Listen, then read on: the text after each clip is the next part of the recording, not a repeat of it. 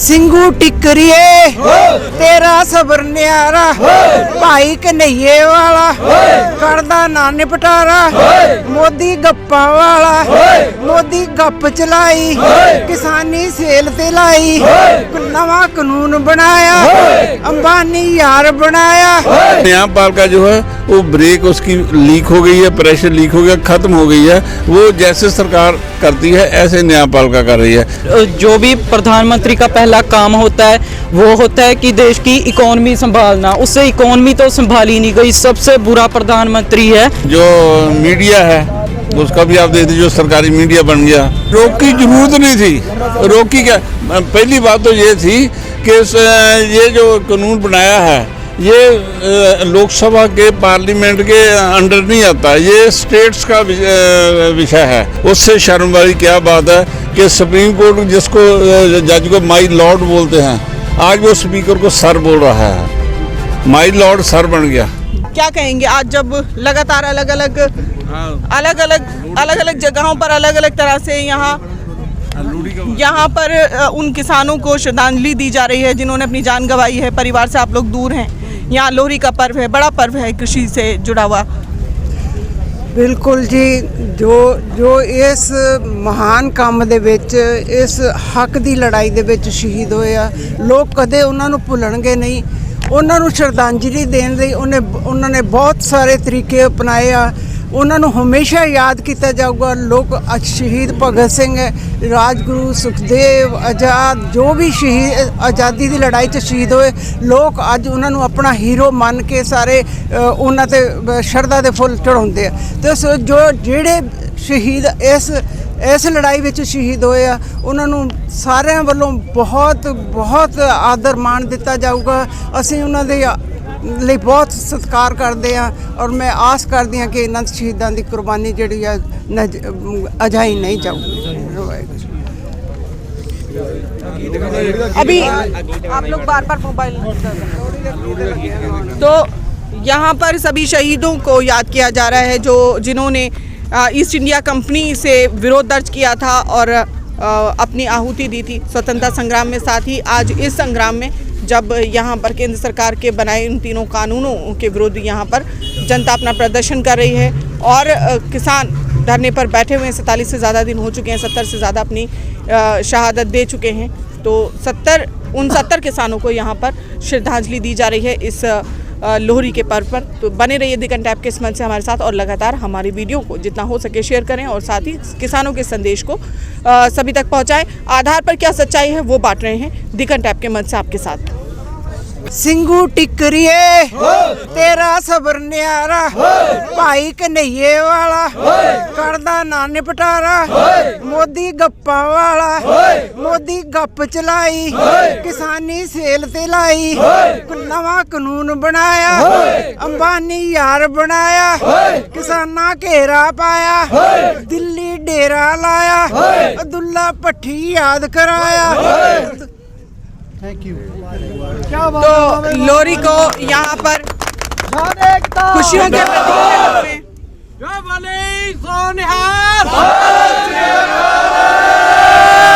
मोदी सरकार मुर्दाबाद, बीजेपी मुर्दाबाद, काले कानून रद्द करो, काले कानून रद्द करो, काले कानून रद्द करो, काले कानून रद्द करो, मोदी सरकार मुर्दाबाद, मोदी सरकार मुर्दाबाद। सभी के लिए इतिहास में ये दर्ज हो चुका है कि किसानों ने जब केंद्र सरकार के खिलाफ इन तीनों कानूनों को बाज़ार में स्वतंत्रता पाने के लिए, कृषि के क्षेत्र में स्वतंत्रता पाने के लिए जब अपनी आहुतियाँ दी हैं। यहाँ पर देश के अलग अलग प्रांतों में पिछले 5 महीने हो चुके हैं ये लगातार अपना प्रदर्शन जारी रखे हुए हैं और दिल्ली की सरहदों पर आज जैसे बैठे हुए हैं। सुप्रीम कोर्ट के बड़ा फैसला लिए जाने के बाद कि आज कमेटी गठित की गई है, लेकिन उन्होंने सिरे से उस कमेटी को नकार दिया है। अपने नेताओं पर इनका पूरा विश्वास है। क्या कहते हैं, आप लोगों का विश्वास है अपने नेताओं पर? हाँ जी, विश्वास है, पूरा विश्वास है जी। कमेटी सही फैसला लेगी या आपके नेता? आप हमारे नेता। सुप्रीम कोर्ट ने जो समिति बनाई है उसके अध्यक्ष मिलकर के रिपोर्ट जो तैयार करेंगे वो सही फैसला होगा या जो आपके नेता लेंगे वो? जो नेता लेंगे वो सही होगा, वो नहीं लेंगे क्योंकि वो सरकार दे अधीन है। कोर्ट पर, सुप्रीम कोर्ट पर आपको विश्वास है? इस वेले नहीं है, वो उंज है सी पूजन जो होगा सुप्रीम कोर्ट साड़ी पर सरकार दे दायरे आई हुई है। आपको विश्वास है सुप्रीम कोर्ट पर? नहीं, हमारे जथेदार जो हमारी कमेटी है ना उस पे यकीन है हमें, जो करनी। आपको कोर्ट पे विश्वास है? देश के युवा हैं आप? नहीं। आप लोग क्या कहेंगे? बुजुर्ग हैं, आपने लंबा जीवन का अनुभव आपने। हम तो आज़ादी के पहले 76 साल के हैं, लेकिन जो न्यायपालिका का रोल है वो पहले तो दूसरे सिस्टम सारे फेल हो चुके हैं, विधानकार भी, दूसरा एग्जेक्टिव भी, जो ब्यूरोक्रेसी है, और जो मीडिया है उसका भी आप देख दीजिए, जो सरकारी मीडिया बन गया। हाँ जी, तो आपको क्या लग रहा है सुप्रीम कोर्ट जो फैसला कर रहा है वो सही नहीं कर रहा है? सवाल ही नहीं उठता। सुप्रीम कोर्ट 3 बार फेल हो चुका है। ये देखिए, सुप्रीम कोर्ट ने स्टे दिया है, कानून पर रोक लगाई है, आप लोगों का पक्ष सुनने के लिए कमेटी बनाई है। रोक की जरूरत नहीं थी। रोक की क्या, पहली बात तो ये थी कि ये जो कानून बनाया है ये लोकसभा के पार्लियामेंट के अंडर नहीं आता, ये स्टेट्स का विषय है। अगर आपने स्टेट्स का राइट ही ख़त्म कर दिया तो सुप्रीम कोर्ट क्या काम के लिए है? सुप्रीम कोर्ट एक ब्रेक का काम करने के लिए है। अगर सभी सिस्टम फेल हो जाए तो न्यायपालिका जो है वो उसको रोकेगी, लेकिन न्यायपालिका जो है वो ब्रेक उसकी लीक हो गई है, प्रेशर लीक हो गया, ख़त्म हो गई है। वो जैसे सरकार करती है ऐसे न्यायपालिका कर रही है। सुप्रीम कोर्ट का ये देख लिए, अगर चीफ जस्टिस एक डिसीजन देकर दोबारा राज्यसभा का एमपी बन रहा है, उससे शर्म वाली क्या बात है कि सुप्रीम कोर्ट जिसको जज को माई लॉर्ड बोलते हैं, आज वो स्पीकर को सर बोल रहा है। माई लॉर्ड सर बन गया, हाँ जी, गुलाम हो गया। और जो कमेटी बनाई है वो तो पहले ही उसका जो एक एमपी जो मान है वो राज्यसभा का एमपी इसलिए बना था 90s में कि उसने उस टाइम जो मूवमेंट चली थी किसानों की पंजाब में, उसको फेल करने के क्रेडिट में उसको एमपी बनाया था। तो आज वो क्या करेगा?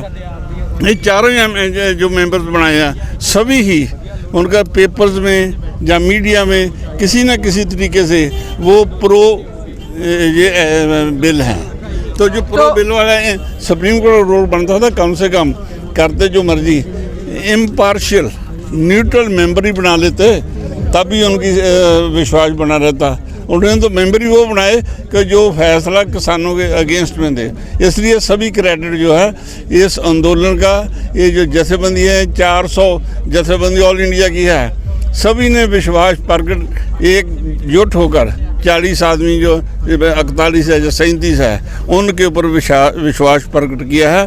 सुप्रीम कोर्ट ने, न्यायपालिका ने जो लोगों का विश्वास था हिंदुस्तान के 135 करोड़ आबादी का, वो गंवा चुके हैं। पहले 84 में भी इन्होंने गंवाया कि 4 दिन कत्लेआम होता रहा, सुप्रीम कोर्ट सोई रही, सुप्रीम कोर्ट तक बंद रहा, सुप्रीम कोर्ट नहीं बोली। अभी शीन बाग के बाद जो गुंडागर्दी हुई, कत्लेआम हुआ दिल्ली में, सुप्रीम कोर्ट चुप है। तो सुप्रीम कोर्ट क्या काम के लिए है? प्रेसिडेंट ऑफ इंडिया क्या काम के लिए है? अगर प्रेसिडेंट ऑफ इंडिया भी सोया हुआ है, उसके ऊपर डेली 2 करोड़ रुपया खर्चा हो रहा है, क्यों लोगों का मेहनत का पैसा बर्बाद कर रहे हैं? तो प्रेसिडेंट को इस्तीफा दे देना चाहिए। ये एक शर्म वाली बात है कि प्रेसिडेंट प्राइम मिनिस्टर के नीचे हो गया है। यहाँ आपकी बात को रोकते हुए कहूँगी, यहाँ पर और कितने ऐसे लोग हैं जो सोचते हैं कि अब हमारा इस पूरी व्यवस्था पर विश्वास नहीं रहा और प्रेसिडेंट जो है वो इस्तीफा दे दे? कौन कौन लोग ऐसा सोचते हैं? सभी बोलते हैं कि प्रेसिडेंट इस्तीफा दे दें। सभी इस्तीफा देना, सभी बोलते हैं मैडम कि हम प्रेसिडेंट इस्तीफा दे दें। तो राष्ट्रपति से इस्तीफे की मांग की जा रही है यहाँ पर खुले तौर पर। आपको बता दें कि बड़ी चिंताजनक स्थिति है लोकतंत्र में, जब लोगों का विश्वास उठ जाए प्रक्रिया पर से, न्यायिक प्रक्रिया पर से, व्यवस्था पर से, और जो राजनीतिक हमारी चेन है उस पर, पूरी कैबिनेट पर से, और साथ ही राष्ट्रपति से इस्तीफे की मांग की जाए तो भयावह स्थिति है। फिलहाल चिंता बाकी है, लेकिन यहाँ पर बात कर रहे हैं सिंधु बॉर्डर पर जनता से। Godi media is talking about education, that the basic Kisans are not able to be graduate at higher levels.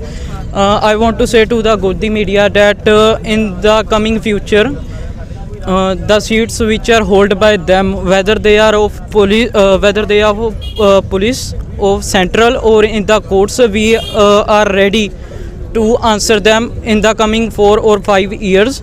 We will be at their seats.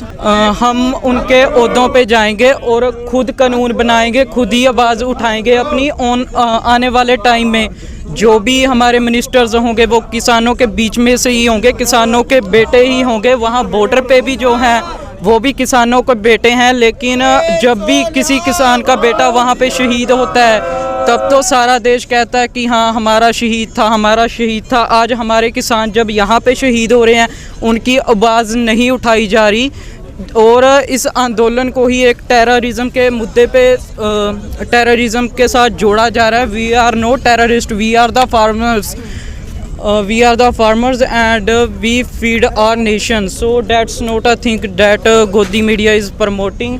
So please don't believe in the Godi media, believe in your Godi media. Please come here and do whatever you want to do. We are ready for every debate. We are educated and we are aware of these laws and we know the consequences which will be there in the coming future.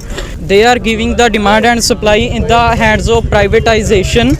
So it's not good for the nation. And if you talk about why the people are not trusting our prime minister, the first जो भी प्रधानमंत्री का पहला काम होता है वो होता है कि देश की इकोनॉमी संभालना। उससे इकोनॉमी तो संभाली नहीं गई, सबसे बुरा प्रधानमंत्री है।